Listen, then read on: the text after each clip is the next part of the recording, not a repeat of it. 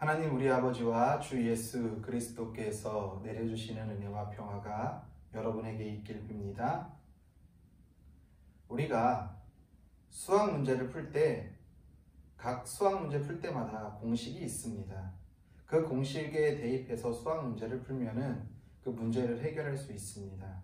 그런데 그 공식을 알고 공식에 적용해서 문제를 풀어도 그 문제를 못 푼다는 것은 그 사람의 실력이 그만큼 안 된다라는 것이지요. 운전면허도 비슷한 예입니다. 제가 운전면허를 취득한 지 20년이 넘었는데 운전면허 제가 딸 때에는 기능시험을 볼 때 그런 공식이 있었습니다. 저는 1종 보통면허를 땄습니다. 1톤 트럭을 가지고 운전을 하는데 거기에 가장 기본이 되는 것이 어깨선을 맞추는 것이죠. 어깨선을 맞추고 어느 시점에서 핸들을 어느 방향으로 몇 바퀴를 돌리고 그리고 얼만큼 주행해서 핸들을 다시 원래대로 돌린 다음에 다시 또 반대로 얼만큼 돌려라. 이게 다 공식이 나와 있습니다. 아마도 운전면허를 취득하신 분들은 아실 겁니다. 그 공식대로 하면은 참 신기하게도 차가 그 원리에 맞춰가지고 그 주차 라인이나 혹은 점수에 맞춰 있는 그 라인 센서 있는데 정확하게 들어간다는 것이죠. 그런데 그 공식을 아무리 알아도 내가 실력이 없이 운전을 하면은요, 그 공식대로 해도 그것이 잘 되지 않는다라는 것입니다.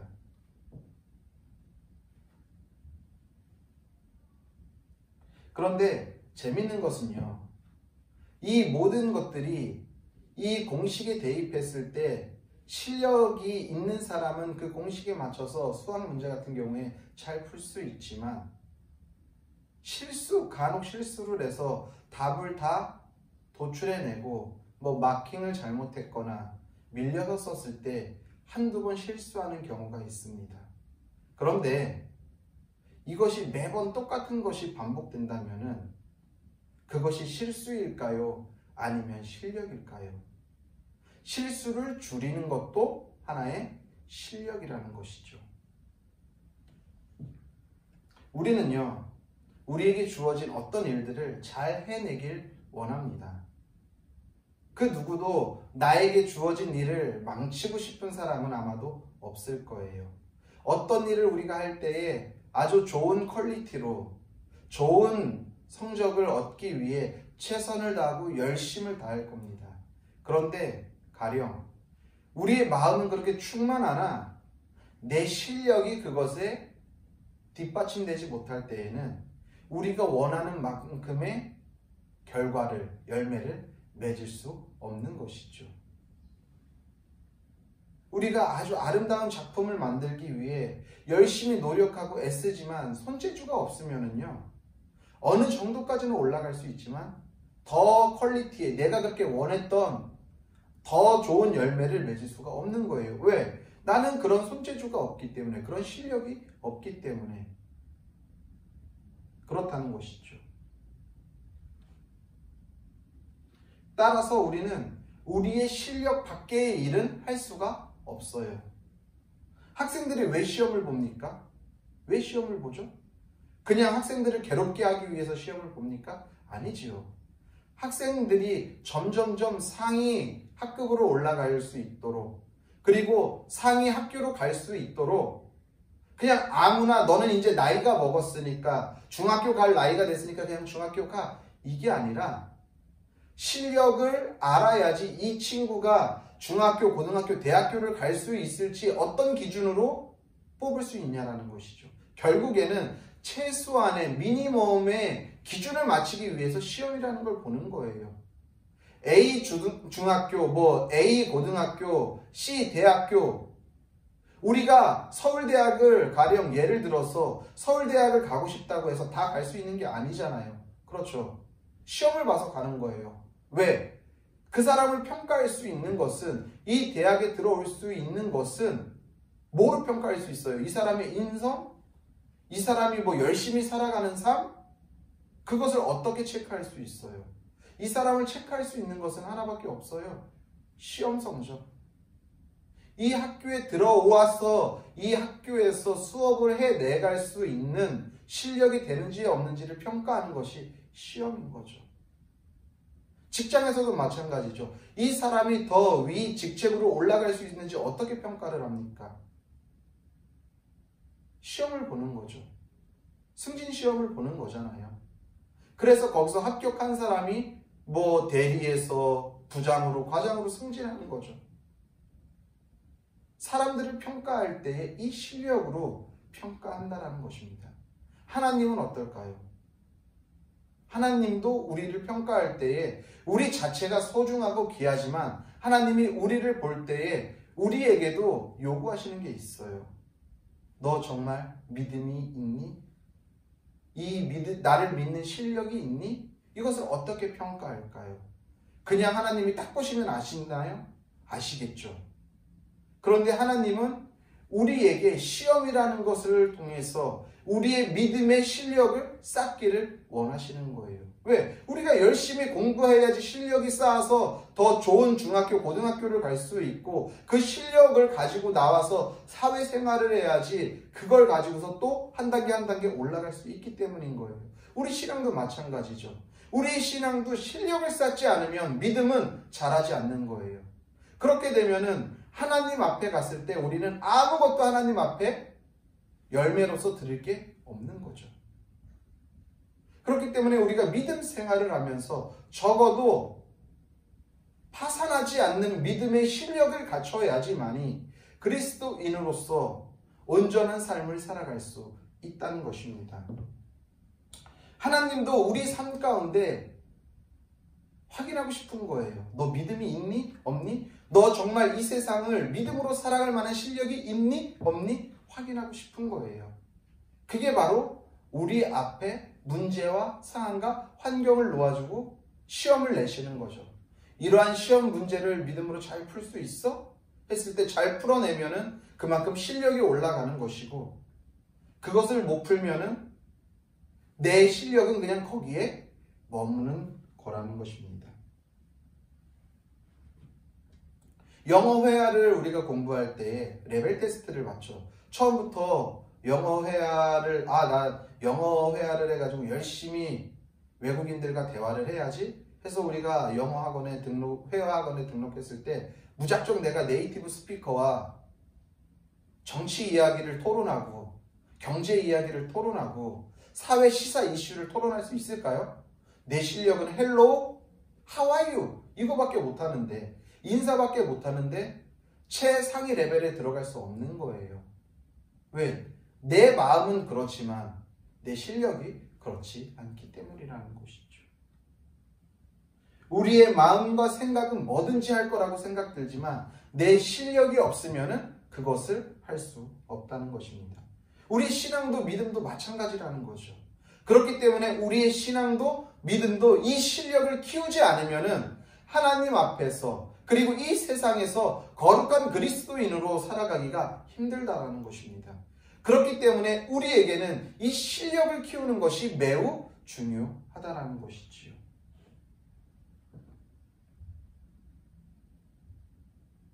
우리의 믿음이 이 실력이 자라는 것은 어떻게 하면 믿음이 자라고 실력이 자랄까요? 교회 열심히 나오고 교회 봉사하고 여러 가지 모양으로 교회에 잘 나오면은 우리의 실력이 자라는 걸까요? 물론 그것도 도움이 될 수 있다고 생각합니다. 그런데 더 중요한 건 뭐냐 하면은요. 우리의 삶에 문제가 생겼을 때 우리의 삶 가운데 힘들고 어려운 상황이 있었을 때 그것을 어떻게 대처하고 어떻게 헤쳐나가느냐에 따라서 우리의 믿음이 성숙하고 우리의 실력이 자라나고 아니면은 거기에 멈추는지가 좌우된다라는 것입니다. 그렇기 때문에 하나님께서는 우리에게 우리의 삶에 때로는 이러한 문제들을 허락하시는 것이지요. 그것이 건강의 문제로 올 수도 있고요. 그것이 가정의 문제로 올 수도 있고요. 그것이 친구들과의 문제로 올 수도 있고요. 때로는 그것이 물질의 문제로도 올 수 있는 것이지요. 아마 지금 같은 경우에는 코로나라는 예상치 못한 바이러스로 인해서 오는 더 어려움이 있을 수도 있습니다. 며칠 전에 좀 코로나가 잠잠해진 것 같아 지역 목사님들과 몇몇이 한 3-4명이 모여서 차를 마시면서 이런저런 이야기를 한 적이 있습니다. 다들 지금 이 코로나로 인해서 목사들도 어떻게 해야 할지 모르고 있는 상황이죠. 그런데 이 시간을 어떻게 설계하고 어떻게 헤쳐나가느냐에 따라 그 목사의 실력이 드러나는 것이겠죠. 이 시간을 하나님이 허락한 시간이라고 믿고 그럼에도 불구하고 낭망하고 포기하면서 앞으로 이제 교회는 미래가 없어, 이렇게 그냥 낭망하는 것이 아니라 그럼에도 불구하고 하나님의 교회는 여전히 하나님이 세우신다라는 믿음을 가지고 그 안에서 코로나 시기지만 이 안에서 하나님이 하실 거라는 믿음을 붙잡고 거기서 신앙생활을 굳건히 붙잡고 실력을 쌓으면 우리의 교회가 더 건강해지고 우리의 믿음의 실력이 더 향상될 것이라는 것입니다. 오늘 우리가 함께 읽은 본문 말씀을 보면은요, 사울의 실력이 드러나요. 사울의 실력이 어떤지가 여실하게 나타납니다. 우리가 전 시간에 보았지만 어떻게 됩니까? 지금 블레셋에 큰 소동이 났어요. 서로 막 죽이고 있어요. 그래서 블레셋 안에 용병으로 있던 히브리 군대가 이스라엘 군대와 합세해서 그 블레셋과 싸우고 있어요. 그렇죠.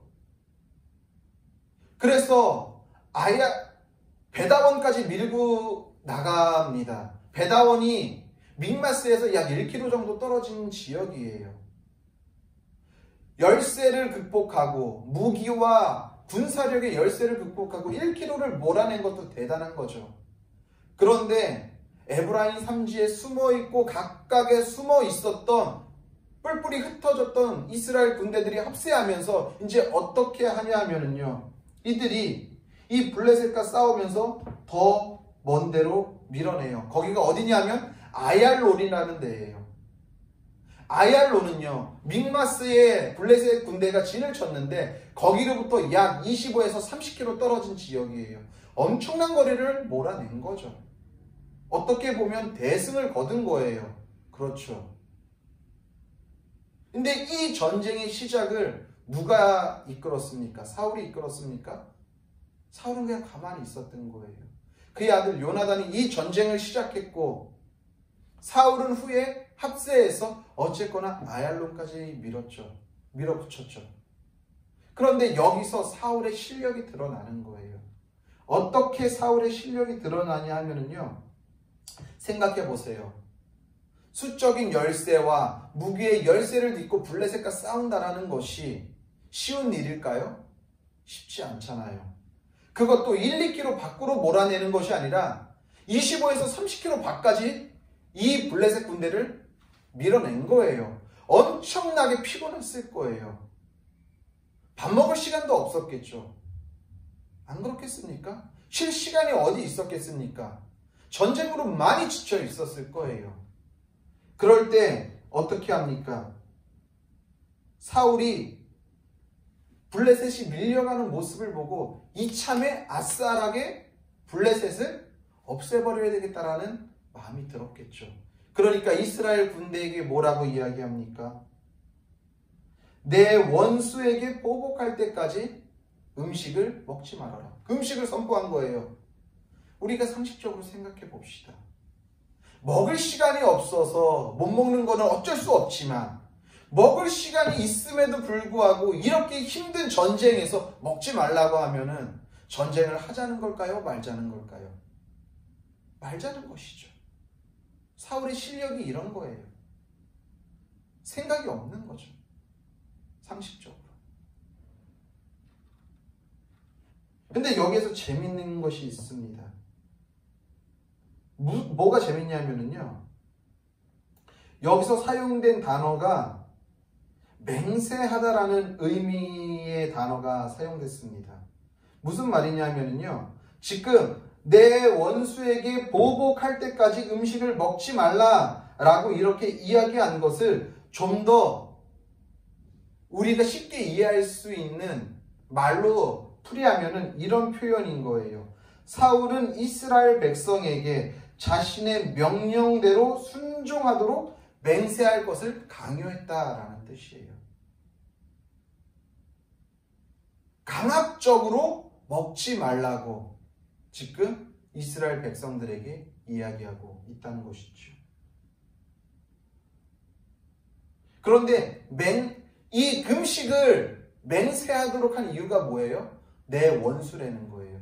블레셋이 사울 자기의 원수라는 것이죠. 블레셋은 누구의 원수입니까? 사울의 원수입니까? 아니에요. 여호와 하나님의 원수죠. 하나님의 적군인 거예요. 하나님의 나라를 어렵게 했기 때문에.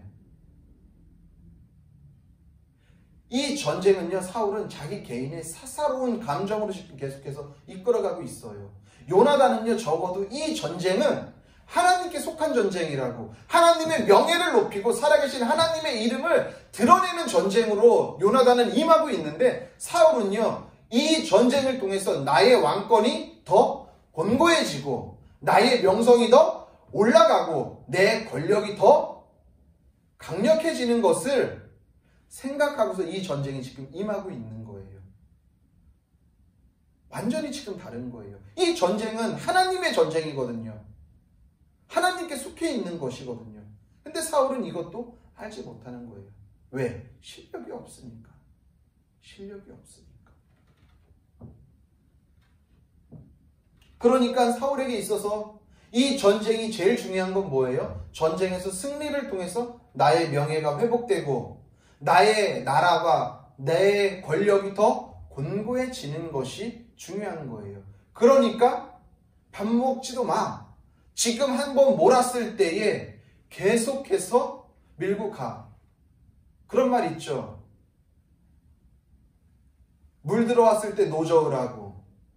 지금 우리에게 유리한 국면으로 오고 있으니까 이것을 계기로 계속해서 밀어붙여. 그렇게 이야기하는 거예요. 그 결과 어떻게 됩니까? 아얄로까지는 밀었을지 몰라요.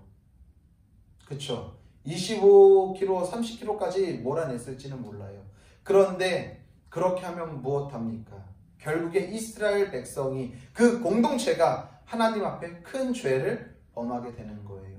어떤 범죄를 지입니까? 그 후에 너무나도 피곤하고 너무나도 지쳐 있습니다. 그래서 짐승을 잡아서 먹는데 너무나도 허기가 지니까 어떻게 해요? 피째 먹는 거예요. 모세의 율법에는 피째 음식을 먹지 말라고 하잖아요. 하나님의 계명을 어긴 거예요. 사울의 이 실력 없음으로 인해서 자신만 망하는 것이 아니라 자신의 속해 있는 공동체까지도 위험에 빠뜨리게 되었다는 것입니다. 사울의 실력 없음이, 이 미천이 없음이 드러났어. 이 어리석은 행동으로 말미암아 본인뿐만이 아니라 그 공동체가 하나님 앞에 큰 죄를 짓게 만들었다는 것이지요. 금식한다는 것은 무엇입니까? 금식의 의미가 무엇이에요? 나에게 생명을 유지할 수 있는 모든 것을 끊어버린다는 거잖아요. 그리고 오직 하나님의 힘과 지혜를 구하는 것이 금식인 거예요. 그런데 사울은 이 금식을 교묘하게 들어서 자신의 사사로운 감정으로 끌어온 거죠. 자신의 욕심을 챙긴 거예요. 이스라엘 백성이 이 전쟁 때문에 피곤할 수 있겠죠. 하지만 이스라엘 백성을 더 피곤하게 만든 건 뭐예요? 금식을 하라. 이 말도 안 되는 명령과 맹세 때문에 이스라엘은 더 피곤해진 거예요. 가뜩이나 지치고 피곤한데 음식을 먹고 회복을 해야 하는데 그것을 먹지 못하게 했으니까. 재밌는 것은요, 이 다음에 나타나는 장면을 보면은요,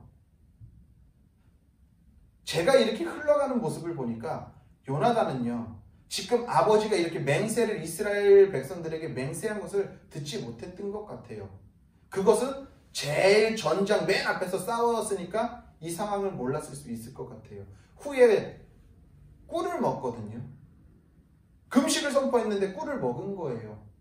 그러면서 이것 때문에 이제는 누가 잘못했는지에 대해서 후에 뒤에 나오면은 이 재판하는 과정이 나오거든요. 말도 안 되는 거죠. 요나단이 먹고서 그래요. 이걸 먹으니까 이 피곤이 사라지고 눈이 밝아졌다라고. 사울은 너무나도 어리석은 거죠.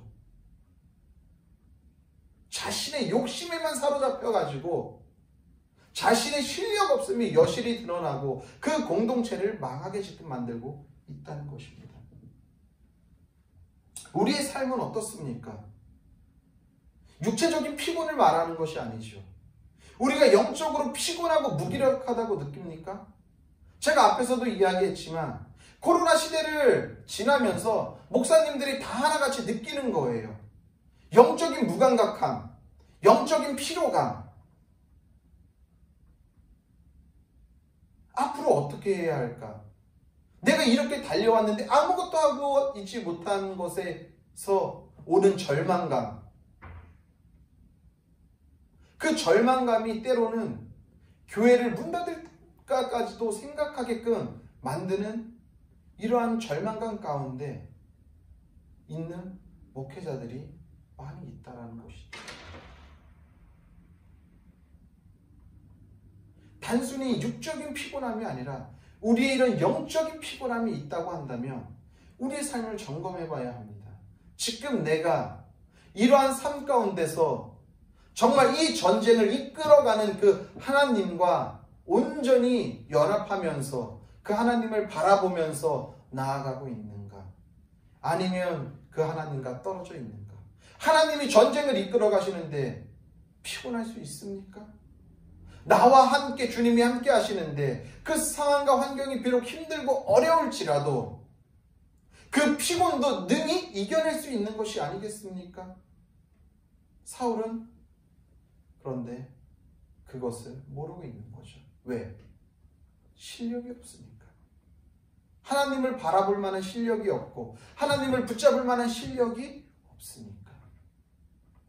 그 실력 없음으로 인해 그 어리석음으로 인해 본인도 피곤하고 그에 속해 있는 나라와 백성과 민족들도 피곤해지게 됐다는 사실입니다. 우리가 지금 영적으로 피곤하고 지쳐있고 어렵다고 한다면 내가 지금 하나님과의 관계가 잘 유지되고 있는지 아닌지를 점검해 봐야 하는 것입니다. 하나님과 함께하는 길이 피곤하다면은 하나님 저 힘들어요, 피곤해요, 저 좀 업고 가주세요 라고 하면 하나님이 야, 너 두 발 튼튼하니까 걸어와 그렇게 말씀하실까요? 예전에 그런 예화가 있었죠. 예수님과 함께 걸어갈 때 발자국이 4개가 나는데 정말 내가 힘들고 어려웠을 때는 발자국이 2개밖에 없었다는 거예요. 그래서 후에 하나님한테 가가지고 하나님, 저 이렇게 힘들었을 때 주님은 어디 가셨습니까? 절 왜 이렇게 힘들게 놔뒀습니까? 왜? 발자국이 2개밖에 없으니까 한 사람밖에 없는 거 아니에요. 그러니까 주님이 야, 저 발자국을 잘 봐라. 저게 누구의 발자국이니? 주님의 발자국이었던 거죠. 그 힘들고 어려웠을 때 주님이 낭망하지 않게 이 자를 업고서 그 힘든 시기를 건넜다라는 것입니다. 우리가 피곤할 수 있어요. 힘들 수 있어요. 어려울 수 있어요. 지금 상황이 너무나도 힘들고 어려울 수 있어요. 그럴 때에 하나님 앞에 기대서 주님 힘듭니다. 저와 함께하여 주옵소서 했을 때 주님께서 우리를 업고서 가신다라는 거예요.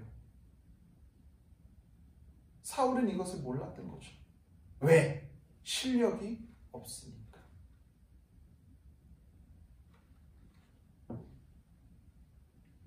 하나님을 붙잡지 않고 하나님과 동행하지 않는 사울의 실력 없음과 어리석음이 자신뿐만 아니라 그 공동체를 무너지게 했다는 사실을 우리는 기억해야 합니다. 지금 우리의 모습이 혹시 사울과 닮아있지는 않습니까? 그렇다고 한다면 우리의 모습을 오늘 말씀에 힘입어 다시 점검하고 돌이켜야 할 것입니다. 사랑하는 성도님들, 시편 기자는요 이렇게 이야기해요. 하나님을 가까이 함이 내게 복이라. 우리 복 받는 거 좋아하죠. 여러분, 복 받을 수 있는 길은 다른 것이 아닙니다. 어떠한 상황과 환경 가운데서도 나의 어리석음이 드러나는 것이 아니라 그럴 때 하나님을 더 가까이 찾아가고 더 붙잡음으로 인해서 이 어리석음이 변하여 복으로 바뀌는 역사가 있기를 원합니다. 하나님을 가까이 할 때만이 이 어리석음이 사라지고 지혜로워지고 그것으로 인하여서 우리의 삶 가운데 온전한 주님의 은혜와 복을 누릴 수 있다는 사실을 기억하시길 바랍니다. 나 하나가 오늘도 지혜로워지면, 실력을 키우면 우리가 속해 있는 공동체가 편해집니다. 가정이 편해지고 학교가 편해지고 직장이 편해진다는 사실을 기억하시길 바랍니다. 오늘도 우리 모두는 어리석은 삶의 모습에서 벗어나 하나님의 지혜를 구하며 하나님께 가까이 하며 하나님의 지혜를 가지고 우리가 속해 있는 가정과 공동체와 교회를 변화시키며 나아가는 우리 성도님들의 삶이 되시기를 예수님의 이름으로 간절히 소원합니다.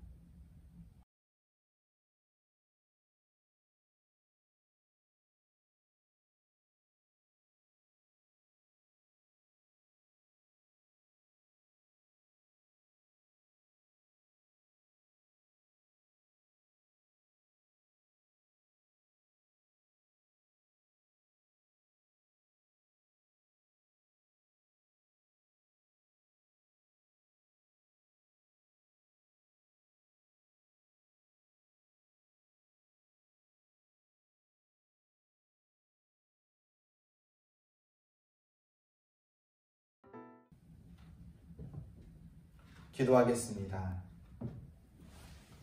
이제는 우리를 위하여서 십자가에 달려 죽으신 예수 그리스도의 은혜와 그의 아들을 아낌없이 십자가에 내어주신 하나님 아버지의 영원하신 사랑과 성령의 교통하심과 위로하심과 역사하심이 오늘도 우리의 실력 없음이 드러나는 것이 아니라 오늘도 하나님을 가까이 함으로 우리의 실력이 더 성장하고 우리의 실력이 더 자라나서 주님의 지혜를 가지고 우리가 속해 있는 공동체를 변화시키고 가정을 변화시키고 교회를 변화시키기로 결단한 성도들 머리 위에와 그들의 가정과 섬기는 교회와 나라와 민족과 더 나아가 세계 열방 가운데에 이제로부터 영원히 함께 계시기를 간절히 축원하옵나이다.